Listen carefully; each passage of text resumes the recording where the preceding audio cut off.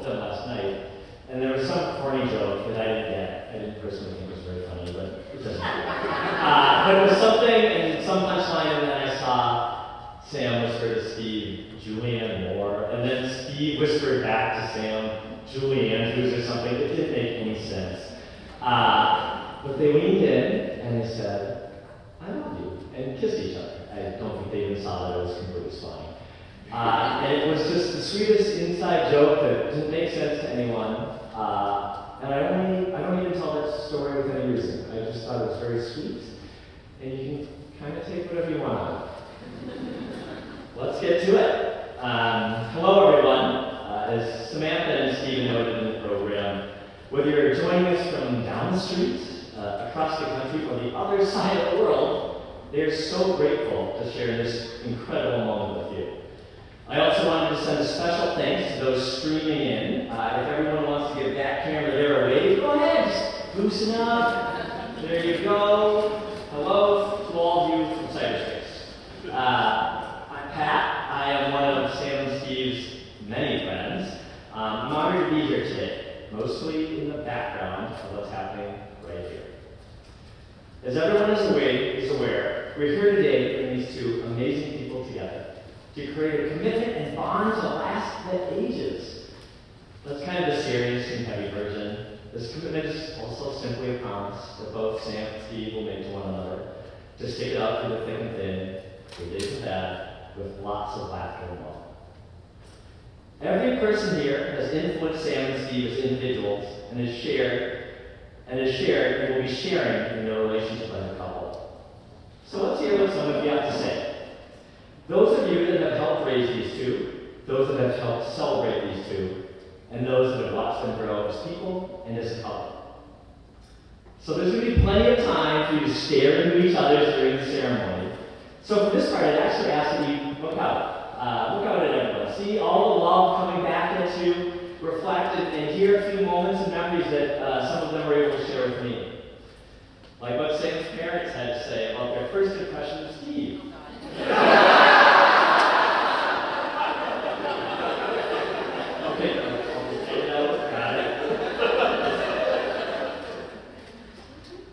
They noted what a bright and slightly quirky man Steve was, that he loves to travel and loves a good meal, as does Sam.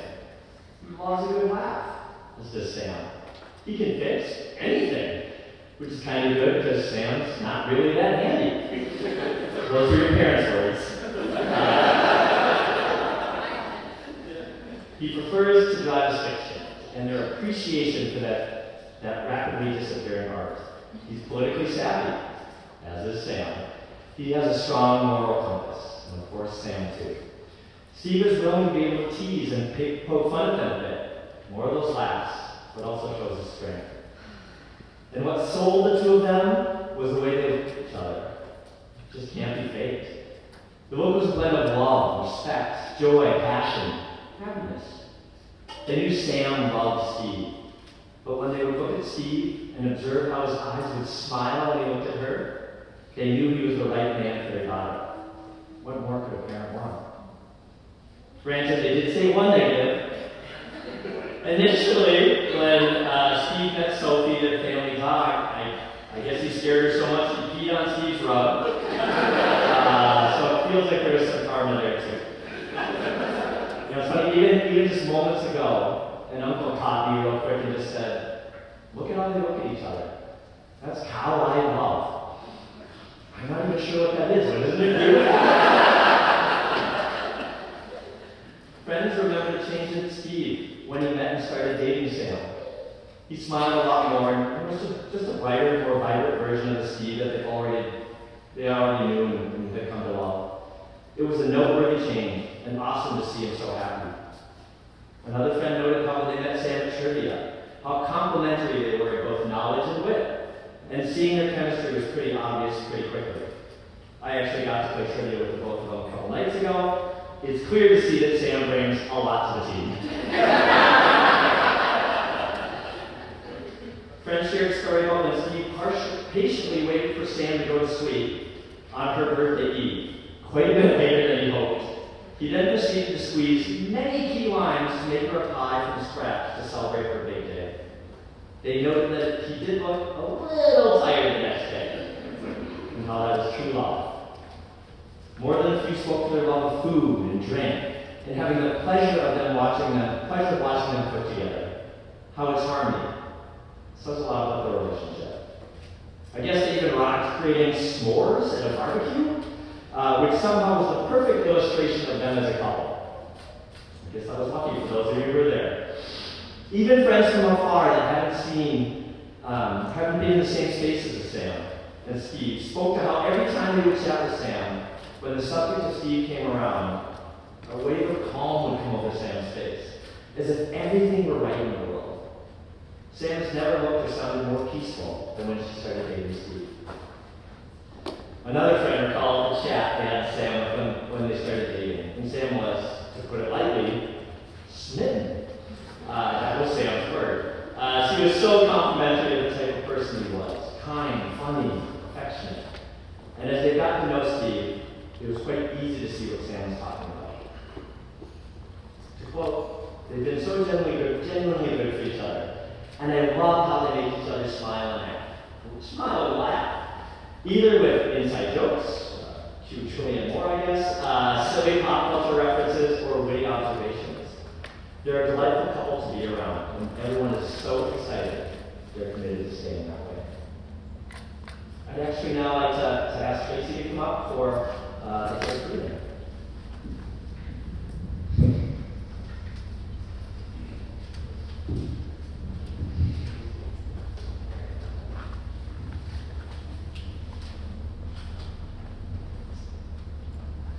An excerpt from I Am a Strange Loop by Douglas Hofstadter.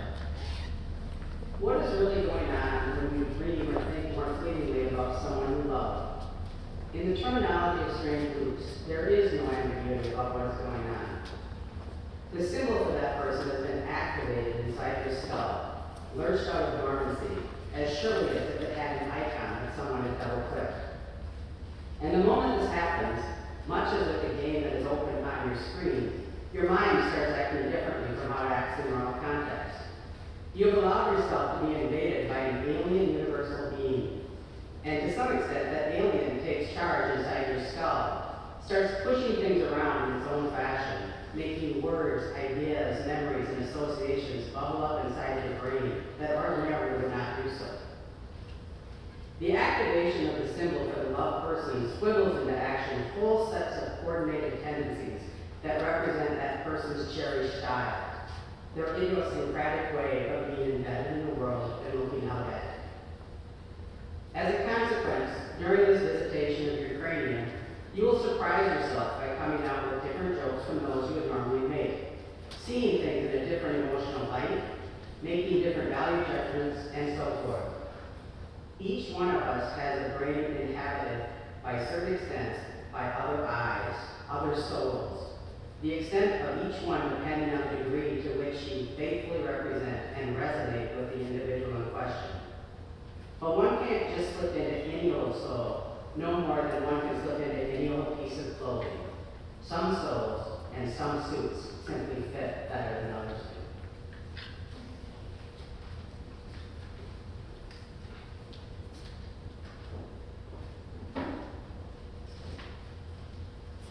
I think the best part of being asked to do this was in the last couple of months I got to spend time with Steve and Sam collectively together and each individually and learn more about their relationship. It was actually really sweet and really authentic. And I was actually amazed when I talked to them separately how they used the exact same words, the same phrases to describe moments they've shared. What they bonded over in their geekiest moments, how certain whiskey tasted, how they would describe Monty Python, how they felt traveling together, or sitting on the couch together, or how they separately described their futures together. It was actually a little weird, but really so connected. Now I will say the one time where their stories were a little off was that they described when their first kiss occurred. I'll just leave that there in case any of you are looking for a conversation starter later at the time. In one of our talks, Sam stated, sometimes still waters run deep. That these friendships to romance relationships take time. And in some ways, they're very different on paper. Steve grew up in upstate Minnesota. He's strategic, kicks butt in board games. He has an eye for design instead of men. Sam grew up outside of New York City, part of a loud New Jersey Jewish family. Sam's words. She plays in languages, in the arts. But of course, it's the balance. As Tracy inferred in her reading, sometimes it simply fits. He keeps her grounded, she keeps him on his toes. The coming together of Frisbee and Eurovision and pool and trivia. Oh, and again, whiskey. Sam speaks about how comfortable she is with Steve and how she can rely on him. How he can make her laugh until she hiccups. He also talks about his cute butt a lot. Seemed like it was all on the record. She's the best version of herself when around him, with still plenty of space to grow. As Sam said, Steve makes me reevaluate things, but she doesn't have to hide any parts of herself. When I was with just Steve and he started describing Sam, the one word he kept repeating was incredibly. I don't even think he knew, but he said it over and over again. Sam is incredibly empathetic. Sam is incredibly kind. Sam is incredibly passionate about the things and people she loves. Steve spoke to being Scandinavian in the biggest sense of the word, where emotions just aren't shared. Those are Steve's words. And how incredibly important it is that Sam has taught him to open up. He also said her wonderful laugh always brightens his day. They've supported career changes together, they weathered COVID together, they've mourned family members together, and as they both said independently, word for word, they can be geeks together. At one point when I was with just Steve, he took a moment and he said, dating is hard on the soul. Oof. Don't we all know the truth from that? The challenge and fear and energy needed to build relationships with no guarantees. He spoke to how he kind of gave it up in his 20s. It was a vulnerable moment that paused me. Moments later, Steve left the room and Sam joined me from the other room. You could tell she just felt that vulnerability that Steve had left in his space. She hadn't heard him, but an unspoken knowing of support. Without prompting, she commented, wondering if he had sealed himself off to his kind of path. She had such compassion in her eyes. And then a smile crept in. You could feel her joy and love combating the challenge and fear.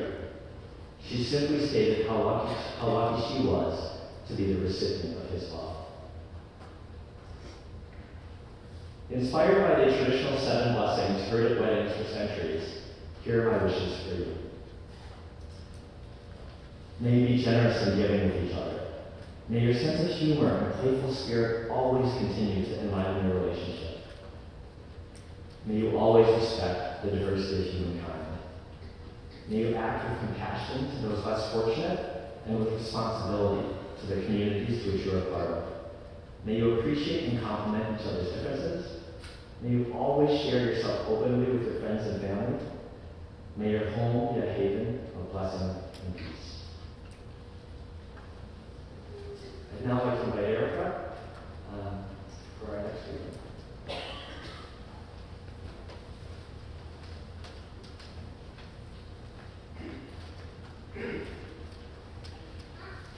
Your laughter by Pablo Neruda. Take bread away from me, if you wish. Take air away, but do not take from me your laughter. Do not take away the rose, the lance flower that you plucked, the water that suddenly burst forth in joy, the sudden wave of silver born. My struggle is harsh, and I come back with eyes tired, at times from having seen the unchanging earth. But when your laughter enters, it rises to the sky, seeking me, and it opens for me all the doors of life. My love, in the darkest hour, your laughter opens. Next to the sea, in the autumn, your laughter must raise its foamy cascade. And in the spring, love, I want your laughter like the flower I was waiting for. The blue flower, the rose of my echoing country. Laugh at the night, at the day, at the moon. Laugh at the twisted streets of the island. Laugh at this clumsy boy who loves you. But when I open my eyes and close them, when my steps go, when my steps return, deny me bread, air, light, spring, but never her laughter, or I will die.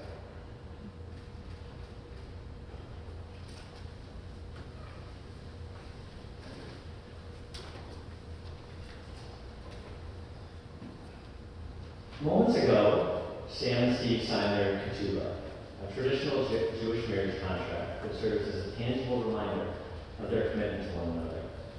It's actually my first.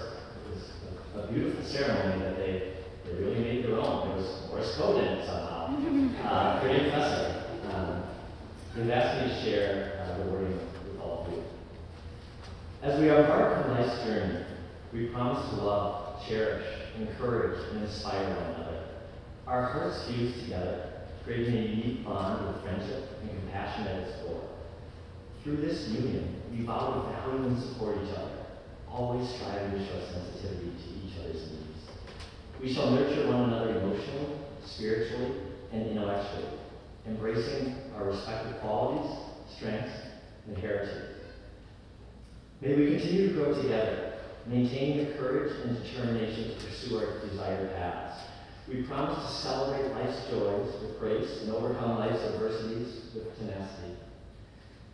May we maintain the intimacy that fosters trust, honesty, and communication.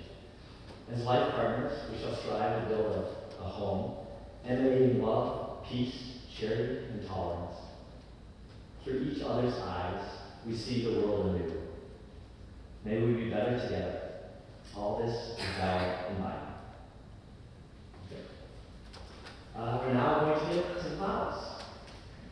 Steve will go first. Drop something. See.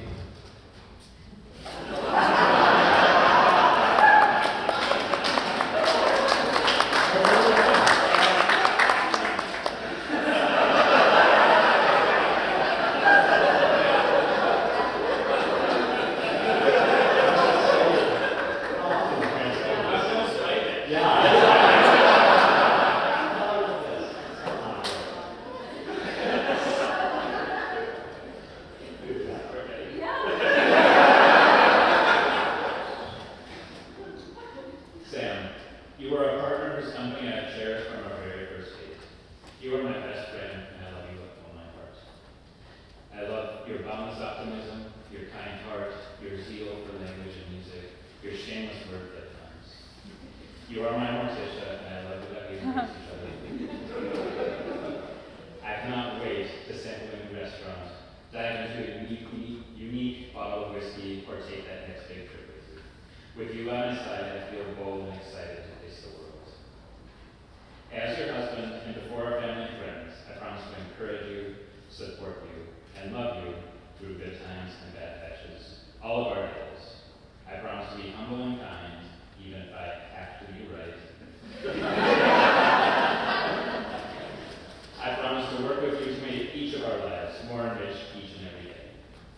I am standing up here now in front of everyone present to proclaim that I am my beloved's and my beloved is mine.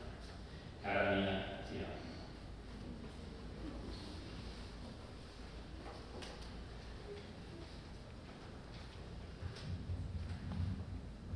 Bit more pedestrian, I suppose. I don't know anybody, bring me your ocean trophy.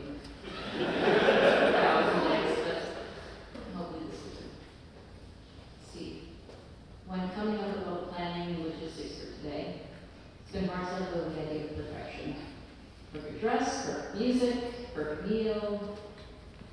But when it came time to write my vows to you, I realized that it's the fact that we recognize our complementary eccentricities and our imperfections that makes us so strong together. When we cook, I'm the one playing flavor combinations, but you're the one with better knife skills who's completely fearless around hot sour and cooking oil. When we travel, I devour guidebooks and come up with a million ideas of what to do, and more often than not, what to eat. But it's your focus and your organization keeps us going, keeps us together, and on track. I love seeing how our differences complement each other. I'm so excited to share more of those adventures with you. And when those joyful moments fade away, you stood beside me and seen me through some of the hardest times and my lowest points. And you've always been there to hold my hand, assuage my fears, give me perspective. You're my rock, my sounding board, cheerleader, and comic relief. And I could not have wished for a better partner. Somebody who sees me for who I am, still embraces me, even joins me in my weirdness. Let it go as to my audition. And I'm thankful for you every day. And just like the Tim Minchin song was playing when I first realized how much I loved you, even with both of us sniffly, teary-eyed on the sofa, we're not perfect. In fact, you're perfectly imperfect, which ironically makes you perfect for me. And so today, and every day forward, in front of our friends, families, loved ones, I say, I believe, I love it. I love this one. I love you. And I'll wait for our next adventures together. Thanks.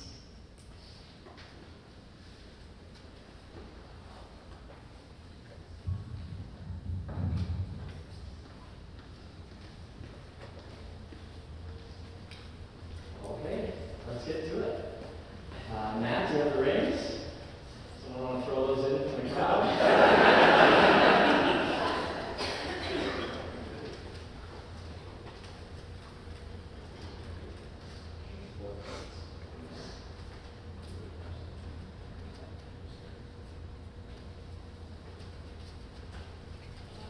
Actually, if you could please just place them on each other's fingers, you probably do have to do it one.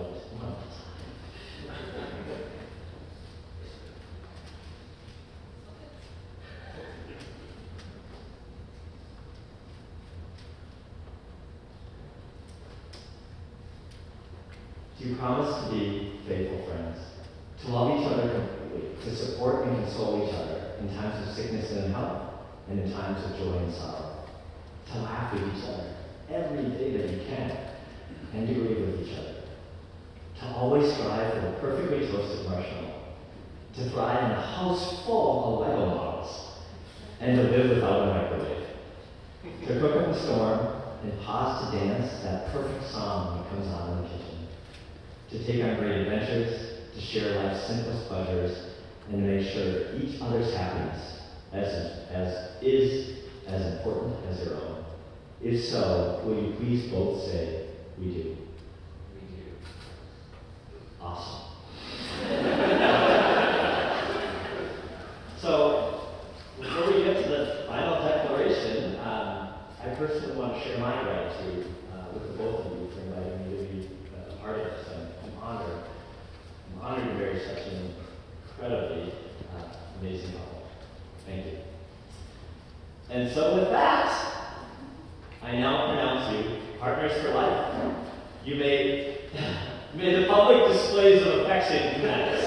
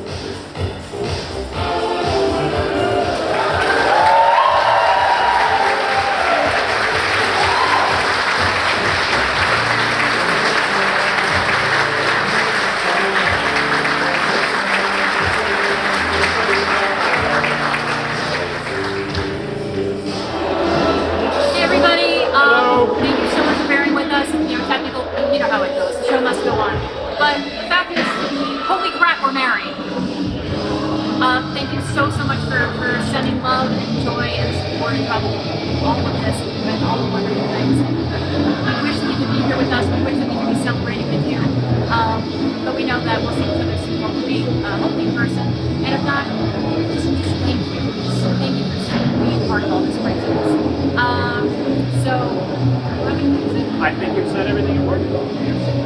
Well, that sets a good precedent, I think. We're gonna go have a cocktail and maybe change into flats. So We will see you all later. love you. Love Thank you all.